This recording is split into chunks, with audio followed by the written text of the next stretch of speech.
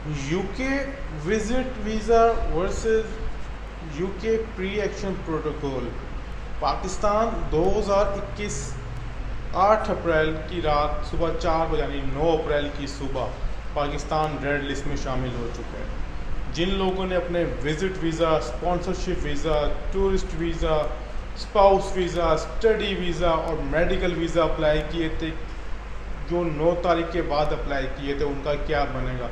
क्या उनके जवाबात आएंगे? अगर उनके जवाबात आएंगे तो क्या आएंगे? अगर जवाबात रिफ्यूज़ल में आएंगे तो उसका क्या हाल है?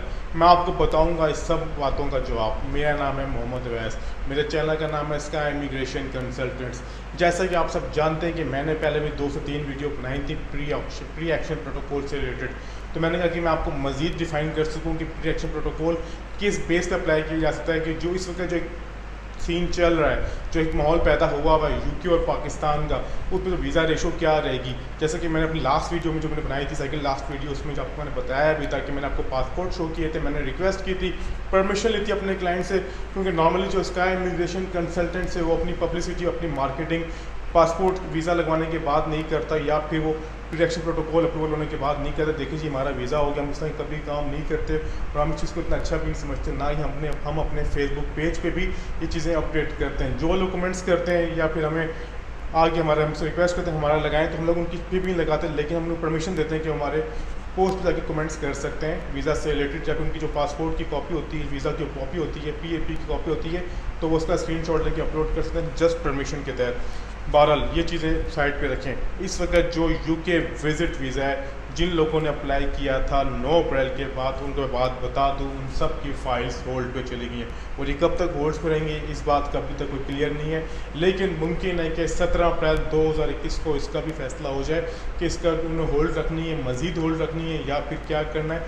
लेकिन इसके साथ ही जिन लोगों की अगर उनको पासपोर्ट की ज़रूरत होती है, वो अपना विड्रा करवाना चाहते हैं, तो अपना पासपोर्ट वापस उनसे मांग सकते हैं, उनको ईमेल करके, उनको कॉल करके। लेकिन नॉर्मली उनका एक स्पेसिफिक उनका एक है ऑफिशियल वे, वही यही है कि आपको ईमेल करके उनसे पासपोर्ट वापस मांगना पड़ेगा।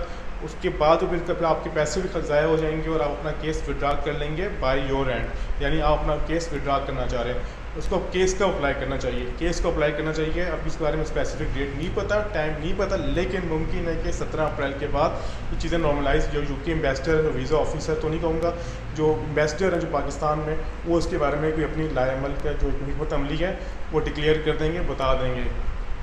एक इमेजिन करते हैं आपने यूके का विजिट वीज़ा अप्लाई किया, या फिर ईईए वीज़ा, या फिर ईयू वीज़ा, या फिर कोई स्पाउस वीज़ा या स्टडी वीज़ा, इस तरह की किसी भी कैटेगरी में अपने वीज़ा अप्लाई किया और आपका वीज़ा रिफ्यूज़ हो गया।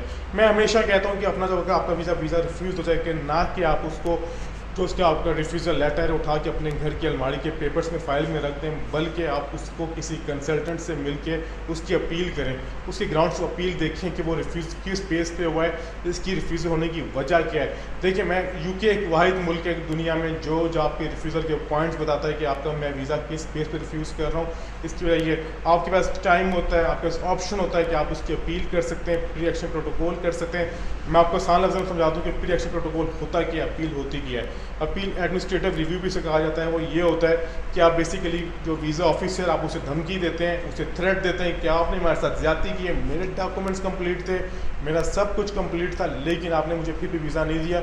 अगर मैं आपके खिलाफ अपील कर रहा हूँ, मैं आपको बात समझाने की कोशिश कर रहा हूँ, मैं अपनी सारी चीज़ें आपको डिक्लेयर कर रहा हूँ, मैं आपको अपनी एक चीज़ समझा रहा हूँ कि मेरी बैंक स्टेटमेंट ऐसी थी, मेरे पास पैसे यहाँ से आए थे, मेरे जाने का पर्पज़ ये, मेरी चाची मामी फूफी बीमार है, या फिर मैं उसके पास स्पॉन्सर है, मैं घूमने जा रहा हूँ। अगर आपने मुझे वीज़ा नहीं दिया, मैं जेन्युइन विजिटर हूँ, मैं पाकिस्तान में अच्छी जॉब करता हूँ या मेरा बिज़नेस है, अगर मैं जॉब करता हूँ तो मेरे जॉब डॉक्यूमेंट्स हैं, अगर मैं बिज़नेस करता हूँ तो ये मेरे टैक्स डॉक्यूमेंट्स हैं, बिज़नेस डॉक्यूमेंट्स हैं, ये मेरे चैम्बर का लेटर है, आप मेरे ऑनलाइन चेक कर सकते हैं। मेरी 2 स्टेटमेंट्स हैं, एक ऑफिस की, एक बिजनेस स्टेटमेंट है और मेरी पर्सनल स्टेटमेंट है, मेरा सब कुछ डिक्लेयर है और मैं जेन्युइन विजिटर हूँ। मेरी पासपोर्ट की आप ट्रैवल हिस्ट्री भी चेक कर सकते हैं। अगर आपने मुझे वीज़ा पे भी नहीं दिया तो मैं आपके खिलाफ आपके जज के पास जाऊँगा, मैं उससे करूँगा जुडिशियल रिव्यू।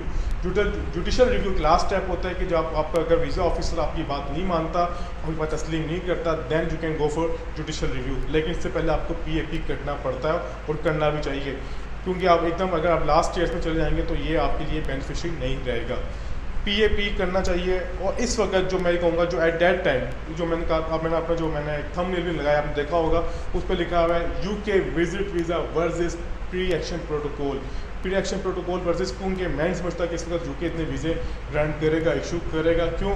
क्योंकि पाकिस्तान रेड लिस्ट होने की वजह से नहीं भी ग्रांट नहीं करेगा, और वैसे भी जो उसकी है, मैं इसमें कोई कहूँगा कि जो हालात चल रहे हैं उसकी वजह से भी UK आपको वीज़ा इतने ग्रांट नहीं करेगा। लेकिन अगर आपका वीज़ा रिफ्यूज़ होता है तो घबराने की बिल्कुल ज़रूरत नहीं है। आप उसकी अपील करें, उसको पॉइंट्स देखें किस बेस पर रिफ्यूज़ किया जा रहा है। और आप एक और चीज़ जो मैं आपको मेरे जहन में बताना चाहूँगा कि अगर आप इस वक्त अपना केस जमा करवाने जैसे 17 अप्रैल के बाद उम्मीद की जा रही है कि सब कुछ चीज़ें नॉर्मलाइज हो जाएंगी, तो अपनी और ट्रैवल डेट्स होंगी वो आप जुलाई में रखिएगा, जुलाई की बात के रखिएगा, मिड ऑफ जुलाई के रखिएगा। उसकी वजह यह है कि जब तक उम्मीद है कि इंशाअल्लाह पाकिस्तान रेड लिस्ट में निकल आएगा। जब रेड लिस्ट में निकल आएगा तो ऑब्वियसली आपको 1750 पाउंड भी देने की ज़रूरत नहीं पड़ेगी क्वारंटीन के लिए, क्योंकि उन्होंने तो स्पेसिफिक 3-4 जगह UK में रखी हैं। आपको फ़्लाइट वहाँ लैंड करेगी और आपको जो मखसूस होटल है वहाँ रहना पड़ेगा, और 1750 आपको पे करने पड़ेंगे। अपना खर्चा खुद बर्दाश्त करना पड़ेगा क्वारंटीन के लिए। ये 14 डेज़ का क्वारंटीन होगा। तो ये थी आज की वीडियो, उम्मीद करता हूँ आपको पसंद आई होगी। अगर आपको इसके बारे में कोई बात पूछनी हो या फिर आपको हमारी कोई सर्विस चाहिए हो, आप हमसे डायरेक्ट रब्ता कर सकते हैं। टेलीफोन नंबर है 034705052336। ऑफिस का एड्रेस है 2nd floor Sobo plaza, Chakswari, Azad Kashmir, near to government bakery. हमारा ऑफिस का नाम है स्काई इमिग्रेशन कंसल्टेंट्स। बहुत शुक्रिया।